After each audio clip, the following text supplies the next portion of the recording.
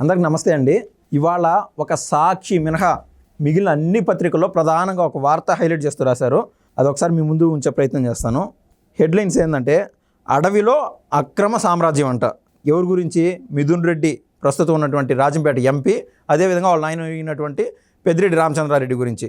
మాజీ మంత్రి పెద్దిరెడ్డి కుటుంబం ఆధీనంలో పదుల కొద్ది ఎకరాలు, ఒక చోట 23 ఎకరాలంట, ఒక చోట 45 ఎకరాలంట, మొత్తం అది కలిపితే 75 ఎకరాలంట. మొత్తం వీళ్ళ విషయం ఏంటంటే అటవీ భూమిని కబ్జా చేసినారంట. దీనిపైన మనతో కీలకంగా విశ్లేషించడానికి షణ్ముఖ్ గారు అయితే ఉన్నారు. నమస్తే అండి. నమస్తే అండి. సార్, ఇది ఒక సినిమాలో డైలాగ్ ఉంటుంది, ఛత్రపతి సినిమాలో.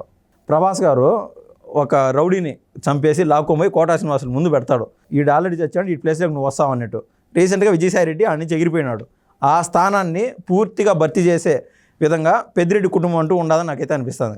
గతంలో మనం చూసాం సార్, కడప జిల్లాలో దాదాపు వేముల దగ్గర సజ్జల రామకృష్ణారెడ్డి 56 ఎకరాల్లో పెద్ద భవనం కట్టుకున్నాడని ఎన్ని వార్తలు చూసాం. కానీ ఈ అరెస్టులు జరగవు, ఏది ఎట్టున్నదో తతంగా నాకు అర్థం కావడం.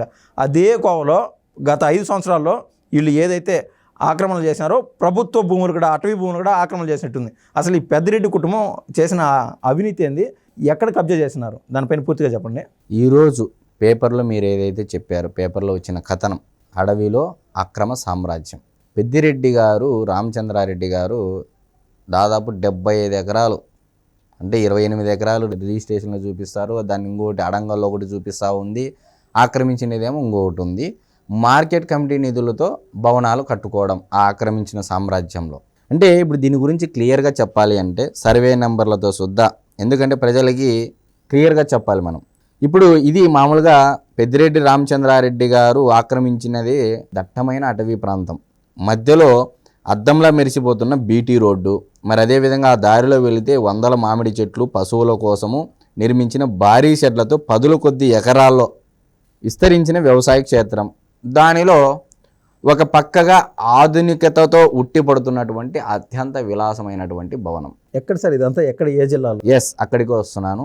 ఇప్పుడు ఒక డిస్ప్లేగా, అంటే మామూలుగా ఓవరాల్గా ఇన్ఫర్మేషన్ ఇవ్వాలి కాబట్టి, మాజీ మంత్రి పెద్దిరెడ్డి కుటుంబం ఆధీనంలో 10 కొద్ది ఎకరాలు, ఎఫ్ఎంబిలో 29.69 ఎకరాలు, రిజిస్టర్ చేసుకుంది 45.8 ఎకరాలు, అడంగల్లో వచ్చేసరికి ఏకంగా 75.75 ఎకరాలు అటవీ భూమిని ఆక్రమించారని అనుమానం. అందులో సువిశాల వ్యవసాయ క్షేత్రం, మార్కెట్ కమిటీ నిధులతో సొంత ఎస్టేట్ వరకు తార్ రోడ్డు.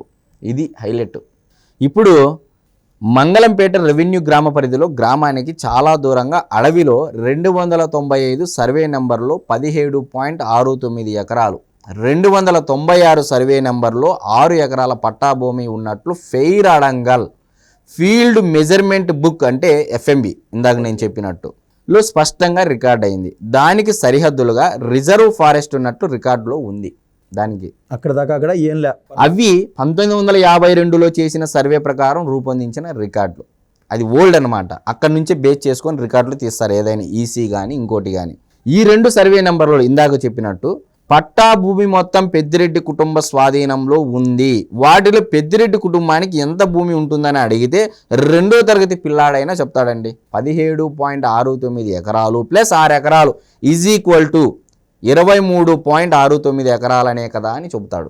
దాంట్లో నో డౌట్ అట్ ఆల్. ఇది ఇప్పటి వరకు ఉన్నటువంటి ఇన్ఫర్మేషన్. మరి అడవి మధ్యలో అవే సర్వే నెంబర్లతో ఈ గ్రోత్ అంతటితో ఆగకోకుండా పెద్దిరెడ్డి కుటుంబం ఎన్ని ఎకరాలు కబ్జా చేసింది, ఎన్ని ఎకరాలు ఆక్రమణ చేసుకుంది అంటే క్లియర్గా చెప్తున్నాను.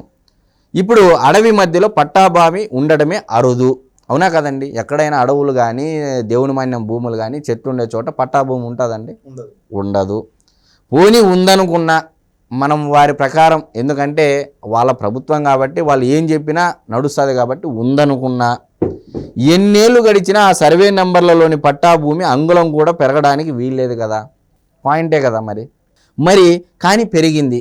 ఇది జగన్మోహన్ రెడ్డి గారి పరిపాలనలో ఇది ఒక అద్భుతంగా చెప్పవచ్చు మనం.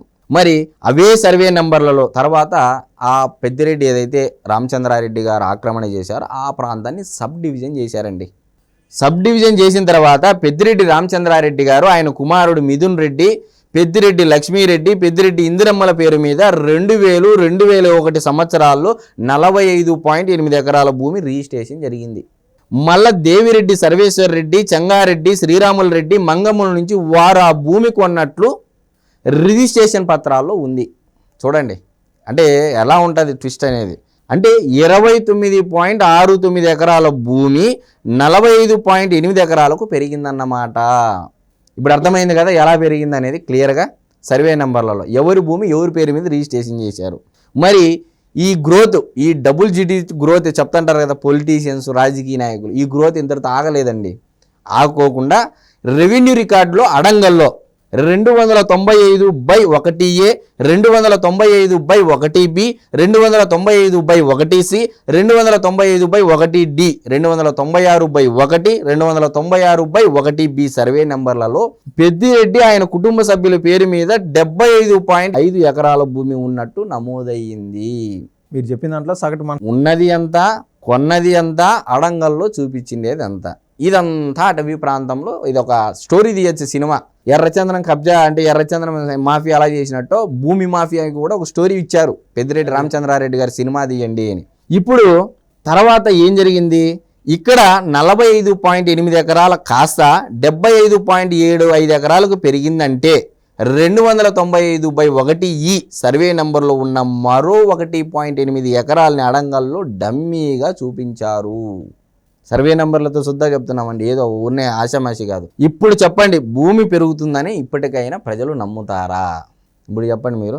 ఇప్పుడు పెద్దిరెడ్డి కుటుంబం అటవీ భూమిని భారీగా కబ్జాగా చేసిందని ఆ 75.75 ఎకరాలతో పాటు మరో 30 ఎకరాల వరకు వారి ఆధీనంలో ఉందని అనుమానాలు వ్యక్తమవుతున్నాయి. మరి కేంద్ర పర్యావరణ అటవీ శాఖ మంత్రి ఏం చర్యలు తీసుకుంటాడు? మరి రాష్ట్రంలో ఉన్నటువంటి అటవీ శాఖ మంత్రి అయినటువంటి డిప్యూటీ సీఎం అయినటువంటి పవన్ కళ్యాణ్ గారు ఏ విధంగా చర్యలు తీసుకుంటారు దీని మీద అనేది ఒకవైపు అయినా వాళ్ళ కుమారుడు పెద్దిరెడ్డి మిథున్ రెడ్డి గారు ఎంపీ, మెంబర్ ఆఫ్ పార్లమెంటు, తొందరలో ఆయన కూడా రాజీనామా బాట పడుతున్నాడా? ఇప్పుడు ఇది దొరికింది, దీన్ని బేస్ చేసుకొని కేంద్రం నుంచి ఒత్తిడి వస్తుందా, లేకపోతే ఇక్కడ కేసులు తప్పించుకోవడం కోసం ఆయన కూడా రాజీనామా చేసి నేను కూడా వ్యవసాయం చేసుకుంటాను దట్టమైన అడవి ప్రాంతంలో, నాకు ఒరిజినల్గా 28 ఎకరాలు ఉంది కాబట్టి నేను కూడా వ్యవసాయం చేసుకుంటానని చెప్పేసి ప్రకటిస్తాడా అనేది మనం వేచి చూడాలండి. ఇదండి సినిమా, అసలైన సినిమా స్టోరీ. అంటే చిత్తూరు జిల్లా వేదికగా పుష్ప మూవీ ఏదైతే వచ్చిందో చిత్తూరు జిల్లా వేదికగా ల్యాండ్ మాఫియా మీద కూడా ఒక సినిమా తీసుకోవడానికి ఒక అద్భుతమైన కథ అందించినందుకు గాను పెద్దిరెడ్డి రామచంద్రారెడ్డి గారికి, పెద్దిరెడ్డి మిథున్ రెడ్డి గారికి రాష్ట్ర ప్రజలు, ఇంకా పార్టీలో వైఎస్ఆర్సీపీ పార్టీలో మా పార్టీ సీనియర్ నాయకులు, అత్యంత శిరోమణులు, అత్యంత పవిత్రుడు అని భావించేటువంటి వ్యక్తులు ఇంకా ఎవరైనా ఉన్నారు అంటే వారికి ఇది ఈ స్టోరీ అంకితం అని చెప్పేసి నేను స్పష్టంగా తెలియజేసుకుంటాను. ధన్యవాదాలండి. నమస్తే అండి.